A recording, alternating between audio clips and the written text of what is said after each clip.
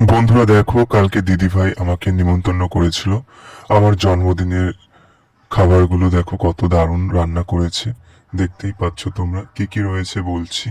দিদিভাই রান্না করেছিল লোটে মাছ ভাজা, পটল চিংড়ি, ইলিশ মাছ ভাপা, মুরগির মাংস, চাটনি। দেখো চলো খাওয়া যাক। বেশ অনেকদিন পরে খেলাম লোটে মাছ ভাজা। লোটে মাছ ভাজাটা খেতে কিন্তু খুবই ভালো লেগেছিল আমার কাছে। তারপরে খেলাম পটল চিংড়ি। পটল চিংড়িটাও খেতে খুবই ভালো লেগেছিল। পটল চিংড়িটা খাওয়ার পর খেয়েছিলাম ইলিশ ভাপা। ইলিশ মাছের ভেতরে ডিম হয়েছিল। ইলিশ মাছের ডিম খেতে আমার খুবই ভালো লাগে, তাই দিদিভাই আরো একটা ইলিশ মাছের ডিম দিল, তারপরে খেলাম। ইলিশ মাছের ডিম খাওয়ার পরে তারপরে ইলিশ মাছটা খেলাম। ইলিশ মাছের ভাপাটা খেতে খুবই ভালো লেগেছিল। ইলিশ মাছটা খেতেও খুবই দারুণ ছিল।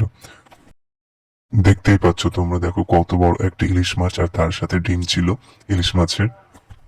ইলিশ মাছ ভাপা দিয়ে ভাত খাওয়ার পর তারপরে খেলাম মুরগির মাংস দিয়ে।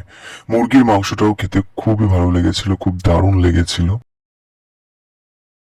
দেখা হচ্ছে পরে আর একটা খাবার ভিডিওতে।